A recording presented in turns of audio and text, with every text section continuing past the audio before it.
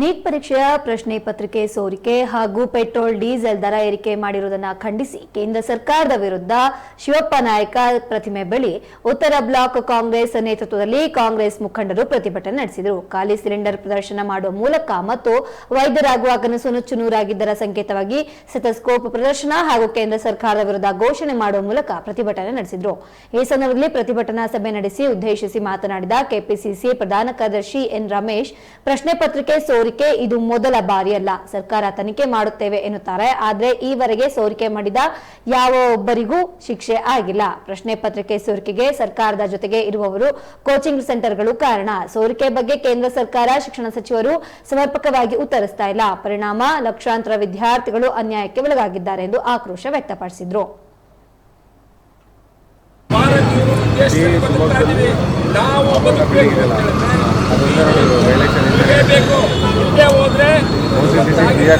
ಕೆಲಸ ಏನಿದೆ ಯಾರು ಬಡವರು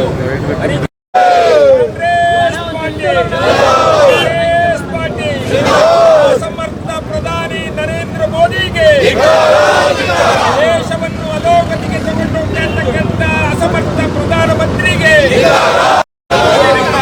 ಗ್ಯಾಸ್ ರೇಟ್ ಏರಿಸಿರ್ತಕ್ಕಂಥ ನರೇಂದ್ರ ಮೋದಿ ಸರ್ಕಾರಕ್ಕೆ ಪೆಟ್ರೋಲ್ ರೇಟ್ ಏರಿಸಿರ್ತಕ್ಕಂಥ ನರೇಂದ್ರ ಮೋದಿ ಸರ್ಕಾರಕ್ಕೆ ಹೊರಜನರನ್ನು ಒಟ್ಟಾಸುವುದರಿಂದ ಸಾಯಿಸ್ತಾ ಇರ್ತಕ್ಕಂಥ ನರೇಂದ್ರ ಮೋದಿ ಸರ್ಕಾರಕ್ಕೆ ಪೆಟ್ರೋಲ್ ರೇಟ್ ಎಷ್ಟು, ಡೀಸೆಲ್ ರೇಟ್ ಎಷ್ಟು,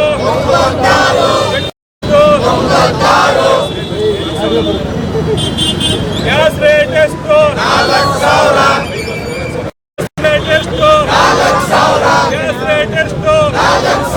ಪೆಟ್ರೋಲ್ ರೇಟ್ ಎಷ್ಟು, ಡೀಸೆಲ್ ರೇಟ್ ಎಷ್ಟು, ಪೆಟ್ರೋಲ್ ರೇಟ್ ಎಷ್ಟು, ಗ್ಯಾಸ್ ರೇಟ್ ಎಷ್ಟು. ಎಲ್ಲ ಕಾಂಗ್ರೆಸ್ನ ಮುಖಂಡರುಗಳೇ, ಮನೆಯಲ್ಲಿ ಇದ್ರೆ ಮಾತಾಡೋದಕ್ಕೆ ಯಾರು ಇಲ್ಲ, ಪೆಟ್ರೋಲ್ ಬಗ್ಗೆ ಮಾತಾಡೋದಕ್ಕೆ ಯಾರು ಇಲ್ಲ. ಎಲ್ಲ ಶಿವಮೊಗ್ಗ ನಗರದ ಕರ್ಕೊಂಡೋಗಲ್ಲ. ಯಾಕೆ ಕರ್ಕೊಂಡೋಗಲ್ಲ? ಈ ಸರ್ಕಾರಕ್ಕೆ ಓಟ್ ಕೊಟ್ಟ ಮೇಲೆ ಯಾವ ರೀತಿ ಪರಿಸ್ಥಿತಿ ಅಂತ ಹೇಳ್ಕೊಂತ ಬಂದ್ರಿ. ಆದ್ರೆ ಇವತ್ತು ನರೇಂದ್ರ ಮೋದಿ ಅವರಿಗೆ ಕೇಳ್ತೀನಿ, पेट्रोल का दाम कम हुआ या ज़्यादा हुआ मोदी जी? डीजल का दाम कम हुआ या ज़्यादा हुआ? गैस का दाम कम हुआ या ज़्यादा हुआ मोदी जी? बोलो. विदेश में रह रहे हो, अभी ವಿದೇಶದಲ್ಲಿದೆಯಲ್ಲ ಬಾರಪ್ಪ ನರೇಂದ್ರ ಮೋದಿ, ಮಾತಾಡಿ ಈ ವಿಚಾರಕ್ಕೆ. ಇವತ್ತು ಪೆಟ್ರೋಲು ಡೀಸೆಲ್ ಗ್ಯಾಸಿನ ವಿಚಾರಕ್ಕೆ ಮಾತಾಡಿದ್ರಿ. ಈ ಏನು ನೀಟ್ ವಿಚಾರಕ್ಕೆ 22 ಲಕ್ಷ ಜನ ವಿದ್ಯಾರ್ಥಿಗಳ ಜೀವನದಲ್ಲಿ ಆಟ ಆಡಿದ್ರಲ್ಲ, ಇದೇ ಏನಾದ್ರು ಕರ್ನಾಟಕದಲ್ಲಿ ಆಗಿದ್ದಿದ್ರೆ ಏನ್ ಮಾಡಿರೋರು? ಸಿದ್ದರಾಮಯ್ಯನವ್ರನ್ನ, ಡಿ ಕೆ ಶಿವಕುಮಾರ್ ಸಾಹೇಬ್ರನ್ನ, ಎಜುಕೇಶನ್ ಮಿನಿಸ್ಟರ್ನ ಎಲ್ಲರನ್ನೂ ಕೂಡ ನೀವು ಟ್ಯಾಗ್ ಮಾಡ್ತಾ ಇದ್ರಿ.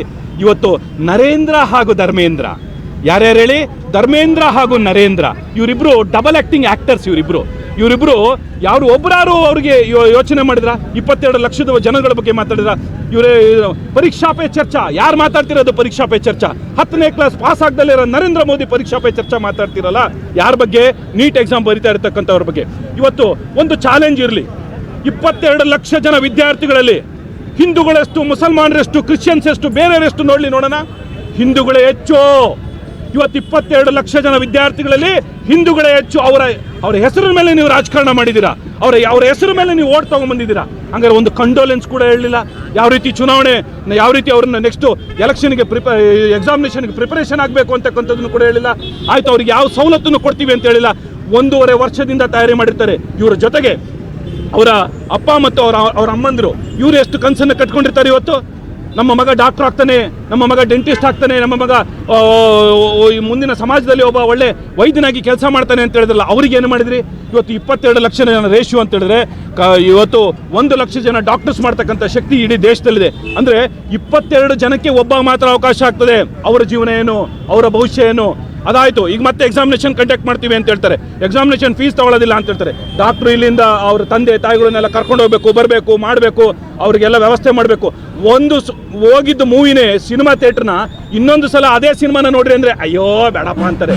ಜೀವನಕ್ಕೆ ಇವತ್ತು ಎಕ್ಸಾಮಿನೇಷನ್ ಬರೆದ್ಮೇಲೆ ಮತ್ತೊಂದು ಸಲ ಎಕ್ಸಾಮಿನೇಷನ್ ಬರೀರಿ ಅಂತೇಳಿ ಈ ಮೂರ್ಖ ಪ್ರಧಾನಿ ಹೇಳ್ತಾ ಇದ್ದಾರಲ್ಲ, ಇದ್ರ ಜೊತೆಗೆ ಇವತ್ತು ಗಾಂಧಿ ಬಜಾರ್ನ, ಶಿವಮೊಗ್ಗ ನಗರದ ಗಾಂಧಿ ಬಜಾರ್ನ ಮುಂಭಾಗದಲ್ಲಿದ್ದೀವಿ.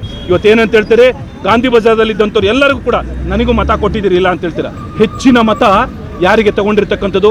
ನನ್ನ ಸೋಲನ್ನ ನಾನು ಒಪ್ಕೊಳ್ತೀನಿ ಯಾವಾಗಲೂ. ಆದರೆ ಇದೇ ಚನ್ನಬಸಪ್ಪನವರಿಗೆ ಹೆಚ್ಚಿನ ಮತ BJP ಕೊಟ್ಟಿದ್ದೀರಿ. ಅವಾಗ ಈಶ್ವರಪ್ಪನವರಿದ್ದಾಗ ಈಶ್ವರಪ್ಪನವ್ರಿಗೂ ಕೊಟ್ರಿ, ಇದೇ ರಾಘವೇಂದ್ರ ಅವ್ರಿಗೆ ಕೊಟ್ರಿ, ನಮ್ಮ ಗೀತಕ್ಕೂ ಕೂಡ ಇಲ್ಲಿ ಕಡಿಮೆ ಮತವನ್ನು ಕೊಟ್ರಿ. ಆದರೆ ಇವರಿಬ್ಬರು ಚನ್ನಬಸಪ್ಪ ಹಾಗೂ ರಾಘವೇಂದ್ರ ಇವರಿಬ್ಬರು ಏನಾದ್ರು ವಿಚಾರನ ಮಾತಾಡಿದ್ರಾ?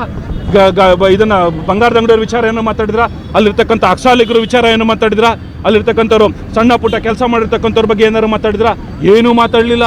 ಪ್ರಧಾನಮಂತ್ರಿಯವರಿಗೆ ಏನಾದ್ರು ರಾಘವೇಂದ್ರ ಅವರು ನಿಯೋಗ ತಗೊಂಡ್ರ? ರಾಘವೇಂದ್ರ ಅವರು ವಿಜೇಂದ್ರ ಅವರು ಎಲ್ಲಿ ಬಿಸಿ ಇದ್ದಾರೆ ಗೊತ್ತೇನ್ರಿ? ಹೆಗ್ಲು ಮೇಲೆ ಶ್ರವಣ ಕುಮಾರ ಕರ್ಕೊಂಡು ಹೋಗ್ತಿದ್ರಲ್ಲ, ಶ್ರವಣ ಕುಮಾರ, ಆ ರೀತಿ ಶ್ರವಣ ಕುಮಾರ ಒಬ್ಬನೇ ಕರ್ಕೊಂಡೋಗಿದ್ದು ತಂದೆ ತಾಯಿಗಳನ್ನ. ಆದರೆ ಇಲ್ಲಿ ಮುಂದ್ಗಡೆ ರಾಘವೇಂದ್ರ, ಹಿಂದ್ಗಡೆ ವಿಜೇಂದ್ರ, ಮಧ್ಯದಲ್ಲಿ ಯಡಿಯೂರಪ್ಪನ ಕರ್ಕೊಂಡು ಮೆರವಣಿಗೆ ಮಾಡ್ತಾ ಇದ್ದಾರೆ ಅಷ್ಟೇ ಬಿಟ್ಟರೆ ಈ ಯಾವ ವಿಚಾರನೂ ಕೂಡ ಮಾತಾಡ್ತಿಲ್ಲ. ಹಾಗಾಗಿ ಈ ವಿಚಾರವಾಗಿ ನಮ್ಮ ನಾರ್ತ್ ಬ್ಲಾಕಿನಿಂದ ಇವತ್ತೊಂದು ಹೋರಾಟವನ್ನು ಮಾಡ್ಕೊಂಡು ಬಂದಿದ್ದೀವಿ. ಮುಂದಿನ ತಿಂಗಳು ಸೌತ್ ಬ್ಲಾಕಿಂದನೂ ಕೂಡ ಹೋರಾಟ ಮಾಡ್ತೀವಿ. ರಾಜ್ಯಾದ್ಯಂತ ದೇಶಾದ್ಯಂತ ಒಂದು ಕಂಡೋಲೆನ್ಸು ಆಯಿತು.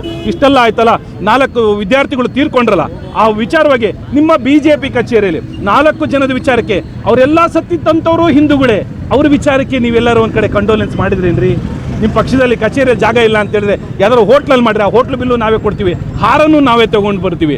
ಯಾಕೆ ಮಾಡ್ತಿಲ್ಲ ಅಂತ ಹೇಳಿದ್ರೆ ನರೇಂದ್ರ ಮತ್ತು ಧರ್ಮೇಂದ್ರದ ಡಬಲ್ ಆ್ಯಕ್ಟಿಂಗ್ ಇರೋದ್ರಿಂದ ಯಾಕೆ ಮಾಡಿ ನಾವು ಸಸ್ಪೆಂಡ್ ಆಗೋಣ ಅಂತಕ್ಕಂಥ ವಿಚಾರದಲ್ಲಿದ್ದಾರೆ.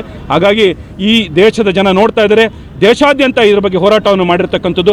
4,000 ರೂಪಾಯಿ ಕೊಟ್ಟರೆ ಗ್ಯಾಸನ್ನ ಬರ್ತಾ ಇದೆ, 108 ರೂಪಾಯಿ ಕೊಟ್ಟರೆ ಪೆಟ್ರೋಲ್ ಬರುತ್ತೆ 1 ಲೀಟ್ರು, 96 ರೂಪಾಯಿ ಕೊಟ್ಟರೆ ಡೀಸೆಲ್ ಬರ್ತದೆ 1 ಲೀಟ್ರು. ನಾನು ಒಬ್ಬ ಪೆಟ್ರೋಲ್ ಬಂಕ್ನ ಮಾಲೀಕನಾಗಿ ನಮಗೇನು ಡೈರೆಕ್ಷನ್ ಇದೆ ಅಂತ ಹೇಳಿದ್ರೆ, ನೀವು 50 ಲೀಟ್ರ್ಗಿಂತ ಹೆಚ್ಚು ಪೆಟ್ರೋಲ್ ಹಾಕೋಂಗಿಲ್ಲ ಒಂದು ಕ್ಯಾನಲ್ಲಿ, ಅಥವಾ ಒಂದು ಗಾಡಿ ಬಂದರೆ ಇದನ್ನ 100 ಲೀಟ್ರ್ಗಿಂತ ಹೆಚ್ಚು ಡೀಸೆಲ್ ಕೂಡ ಹಾಕೋಂಗಿಲ್ಲ. ಬಸ್ಗಳು 150-200 ಕೆಪಾಸಿಟಿ ಇದು ಅಂತ ಹೇಳಿದ್ರೆ ಹಾಕೋಂಗಿಲ್ಲ ಅಂತೇಳಿ ಕೂಡ ಹೇಳಿದರೆ, ಮುಂಚೆ ಹಿಂಗೆ ಸ್ಟಾಕ್ ಕೂಡ ಕಳಿಸ್ತಾ ಇಲ್ಲ. ಇದ್ರ ಬಗ್ಗೆ ನಮ್ಮ MP ಅವರು ಕೂಡ ಶ್ರವಣ ಕುಮಾರನ ಥರ ಅಪ್ಪನ ಮೆರವಣಿಗೆ ಮಾಡೋದನ್ನು ಬಿಟ್ಟು ಇದ್ರ ಬಗ್ಗೆನೂ ಕೂಡ ಚರ್ಚೆ ಮಾಡಿ ಅಂತಕ್ಕಂಥದ್ದು ಕೂಡ ಈ ಸಂದರ್ಭದಲ್ಲಿ ಹೇಳಕ್ಕೆ ಇಷ್ಟಪಡ್ತಾ ಇದ್ದೀವಿ.